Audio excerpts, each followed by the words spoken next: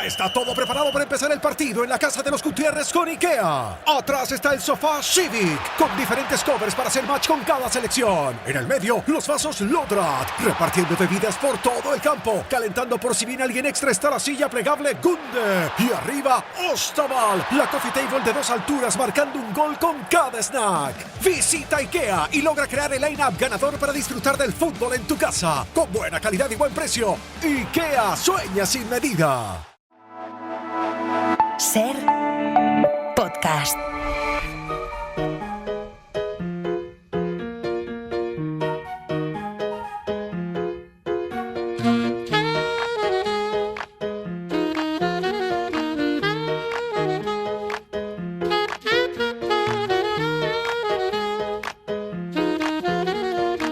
Coordenada 25, con Aimar Bretos.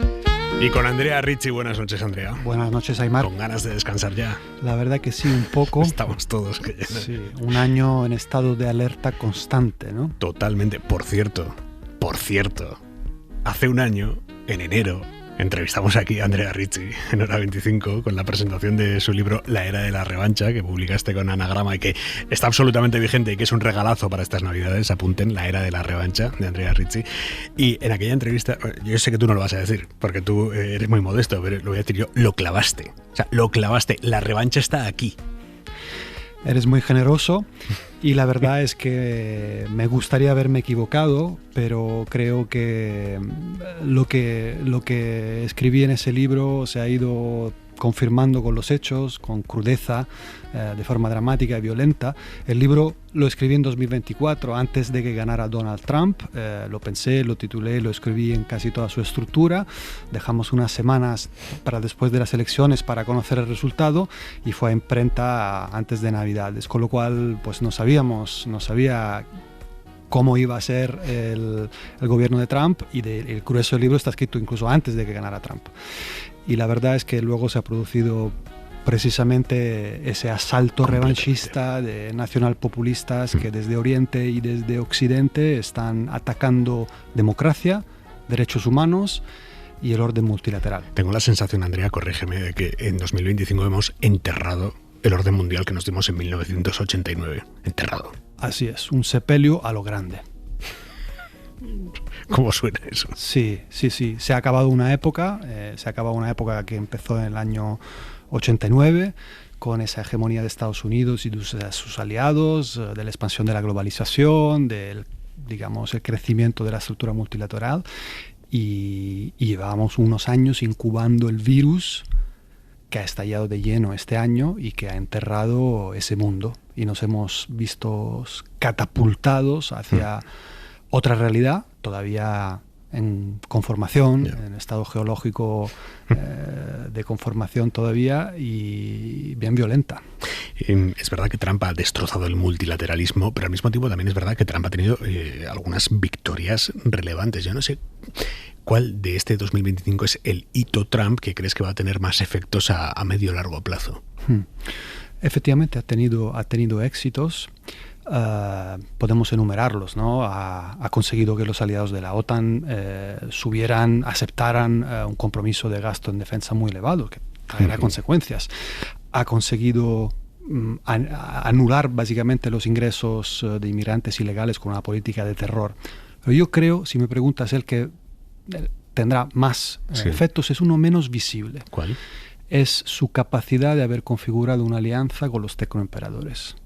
Porque creo que eso es el elemento clave para reforzar la proyección internacional del Trump interno, el trumpismo internacional, ¿no? Entonces es a lomos de las plataformas, de las capacidades de estos tecnoemperadores, que podrá proyectarse y por lo tanto persistir. Porque a lo mejor el Trump en sí mismo,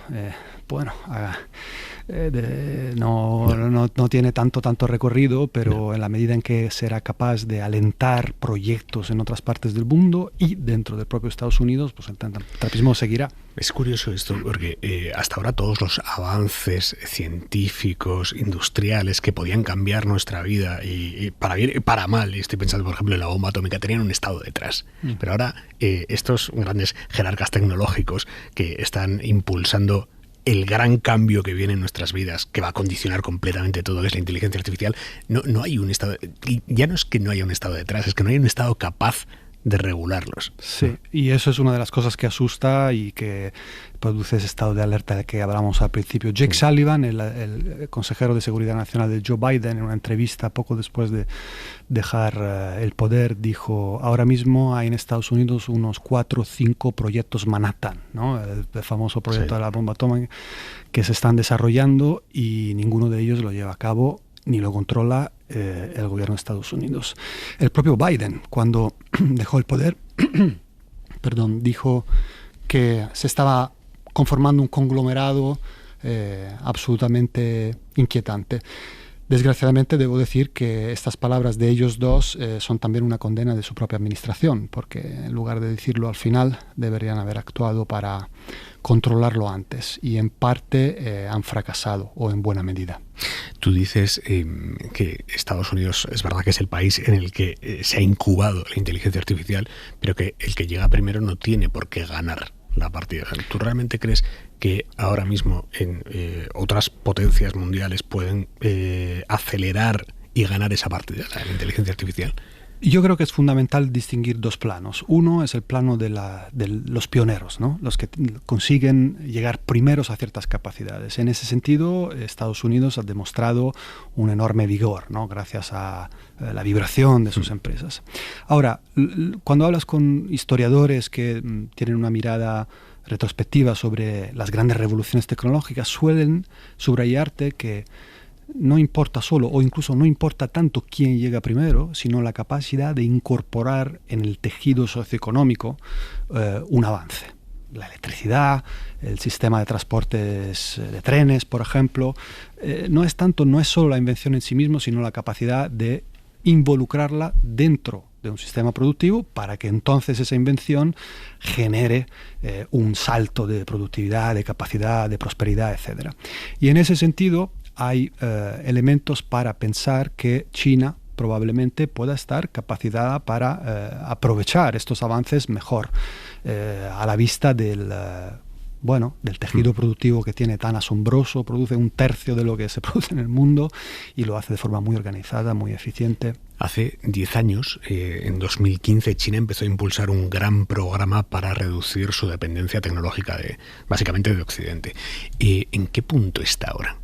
Está en un punto muy avanzado, y la prueba de ello es que en este año turbulento de sepelio de un orden y de tumulto y asalto, China ha demostrado poder resistir a la embestida brutal de Estados Unidos en términos de ofensiva arancelaria. ¿Por qué? Precisamente porque ese programa que tú mencionas ya la ha proyectado a un nivel de solidez, de fortaleza, de independencia que le permite resistir, y en el duelo me parece que quien ha pestañeado primero ha sido Trump. Y eso se debe precisamente a que fueron suficientemente previsores como para desarrollar capacidades manufactureras, pero también de procesamiento y extracción de materias primas estratégicas, que le han dado las herramientas para no sucumbir a la ofensiva. ¿Hay sectores en los que ya supera a Estados Unidos? ¿Sectores tecnológicos? Hay algunos sectores en los que, según estudios, está a la altura o superando. Hay uno que es muy interesante. Hay un instituto de estudios australiano que publica de forma periódica una investigación acerca del estado de la investigación en áreas tecnológicas clave. Ha publicado la nueva edición hace poco y, si no recuerdo mal la cifra, en un 66% de las áreas sometidas al estudio, China tiene la delantera. Hablamos aquí de investigación, de número de referencias que tienen estudios chinos en las áreas clave. Naturalmente, después hay un pasaje a la aplicación. Y eso no es todo automático, pero vemos como el tren chino coge carrera, y creo que este ha sido el año de China mucho más que el año de Estados Unidos. ¿Taiwán se caliente o no? Taiwán es un problema absolutamente serio. ¿Por qué? Porque en este año de convulsión absoluta, una de las cosas fundamentales a las cuales hemos asistido es que Trump y Estados Unidos han estado renegando de la construcción de las alianzas que habían labrado a lo largo de décadas. La proyección de la hegemonía de Estados Unidos se ha apoyado muchísimo en eso, y una cierta estabilidad del mundo ha sido condicionada por eso. Una cierta, porque evidentemente en otras partes del mundo ha habido guerras, conflictos y enormes abusos por parte de Estados Unidos, pero aquellos que eran sus aliados han disfrutado de una cierta estabilidad. Y entonces lo que vemos es que ya no hay confianza. La OTAN no se ha roto, pero a ver quién es en Europa que ahora mismo confía realmente en Estados Unidos. Y lo mismo ocurre en el este asiático, no con las mismas características, pero un patrón similar. Y eso, para volver a Taiwán, genera enormes dudas de los aliados acerca del compromiso de Estados Unidos y, por supuesto, altera el cálculo estratégico de quienes están en el otro lado. En este caso, China, que puede ahora mismo hacer nuevos cálculos sobre Taiwán, y lo mismo ocurre con Rusia en este lado del tablero.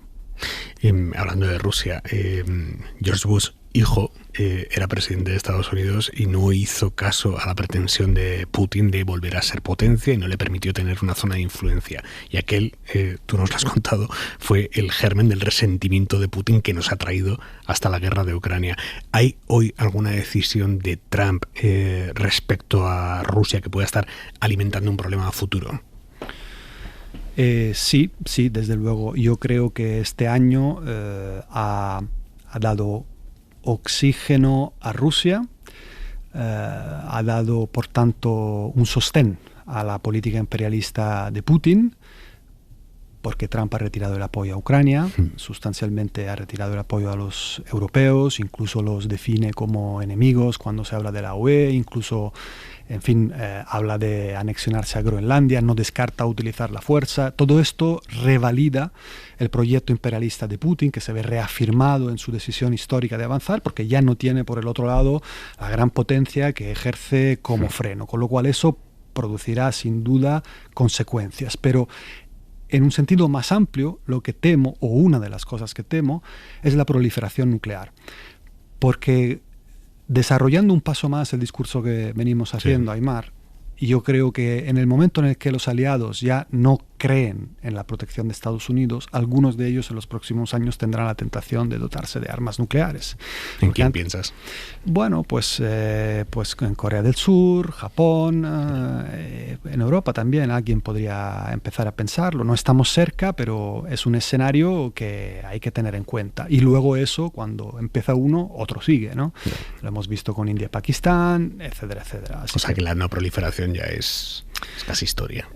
Tenemos un problema grande porque todos los tratados que habían, digamos, constreñido la Guerra Fría han caído.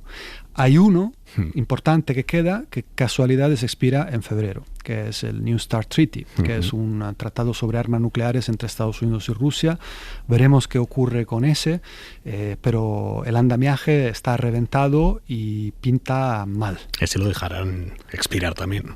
Pues no lo sé, porque tenemos el ego de Trump, que quiere ganar el premio Nobel, y entonces hay algunos tics que hay que poner en la hoja de servicio, y desde luego dejar caer ese compromiso puntuaría mal, ¿no? Yeah. Entonces es posible que quiera intentar prorrogarlo. Y a lo mejor Putin, para halagarle y para concedérselo, pues está dispuesto a recorrer alguna milla. Yeah. Así que no hay que desesperar, pero el cuadro de conjunto es bastante nefasto. Por cierto, en ese cuadro cerramos 2025 sabiendo que vamos a ser los europeos, los contribuyentes europeos y no los activos rusos que tenemos congelados en Europa, los que van a sufragar, o los que vamos a sufragar, el permitir que Ucrania se siga defendiendo de la invasión rusa. Sí, así es. Ha sido una cuestión que ha generado casi un problema de identidad, ¿no? Evidentemente una negociación política durísima, pero de estas hay tantas. En cambio, esta en concreto era una negociación que realmente tocaba la fibra más profunda de la identidad europea. Y el debate ha sido duro. ¿Cuál es la cuestión de fondo? La cuestión de fondo es que la Unión Europea se construyó para garantizar la paz entre sus países miembros. Después evolucionó para adaptarse a ese mundo globalizado de comercio, de instituciones que hemos descrito, la época que hemos sepultado con honores este año, y ahora necesita una tercera metamorfosis, ¿no? Y esta es la metamorfosis que la convierta en un sujeto dotado de poder, de capacidades. Y claro, esto toca fibras muy profundas, toca todas las cuestiones de la soberanía nacional, toca la cuestión de cómo queremos ser en el mundo, y entonces cristaliza ese debate en esa cuestión concreta que tú has mencionado. ¿Usamos o no esos fondos? Algunos estaban muy determinados, Alemania en la cabeza, pero había una mayoría bastante significativa que estaba dispuesta a ello. Pero naturalmente era una opción que producía vértigo por muchas razones, algunas técnicas, era una confiscación, no lo era, cuáles podían ser las consecuencias de un antecedente como ese, y otras eran de carácter de principio. Queremos ser una entidad que confisca cosas, y otras tenían que ver con miedos, ¿no?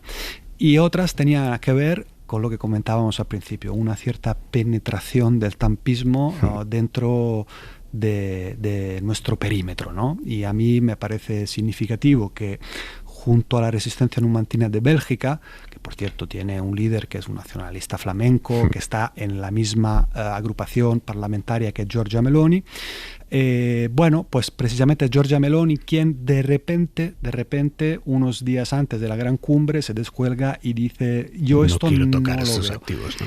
¿Por qué?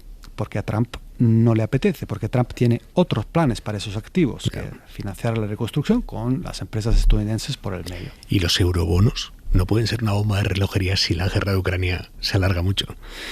Bueno, yo creo que no. Una bomba de relojería creo que no, porque es una decisión, a mi juicio, valiosa conceptualmente, en el sentido de que refuerza la integración entre los europeos, muestra un compromiso, una voluntad de estar allí con nuestro propio dinero, y además la cifra, tenemos que poner todo esto en escala. 90.000 millones. 90.000 millones. Una economía como la de la UE, aunque quitemos 3 miembros, bueno, que no se han apuntado, pero son pequeños, la escala es soportable, Aimar, ¿sabes? Esto no tenemos que perderlo de vista. Pero al mismo tiempo no es calderilla para intentar modificar el curso de la guerra, 90.000 millones. Efectivamente, ahí está el problema. Yo creo que estoy convencido de que la paz solo la conseguiremos cuando Putin entienda que el precio de seguir adelante es mayor que el de quedarse. Para eso tenemos que hacerle ver que por este otro lado hay mucho más. Y podemos hacerlo porque nuestra economía es 10 veces superior a la suya. Pero mientras no pongamos de verdad medios para eso, Putin seguirá en la esperanza de que nos cansemos antes, ¿no? Richie, un libro que nos recomiendes para estas Navidades. Sí. Esta vez quiero recomendar una novela. Vale. Siempre recomiendo ensayo en línea con el argumento de nuestras conversaciones, pero esta vez una novela. Es de un autor italiano que se llamaba Beppe Fenoglio. Quiero decir dos cosas sobre él. La primera es que es un autor menos conocido que otros, de una generación fantástica que nació o creció y desarrolló en Turín, Piamonte. Es coetáneo de Calvino, de Pavese, de Natalia Ginzburg, Primo Levi, Carlo Levi, una generación increíble. Todos estos estaban en Turín en la misma época. Él, Beppe Fenoglio, es menos conocido que estos otros, pero era, a mi juicio, tan bueno como ellos. Y de hecho fue Calvino quien le promovió para publicar sus libros en Einaudi. Quiero recomendar uno en concreto que se llama Un asunto privado. Lo ha publicado en español Barataria. Es una novela breve. ¿Por qué me importa? Bueno, primero porque es una maravilla literaria. Creo que todos estamos un poco cansados de este año en alerta y viene bien distraerse con una novela.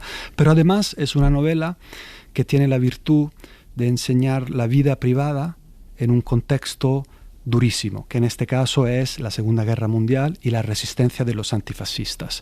Y como yo siempre aliento a tener conciencia del papel fundamental que tienen los individuos en este gran juego, no debemos olvidar que individuos somos los que producimos el cambio.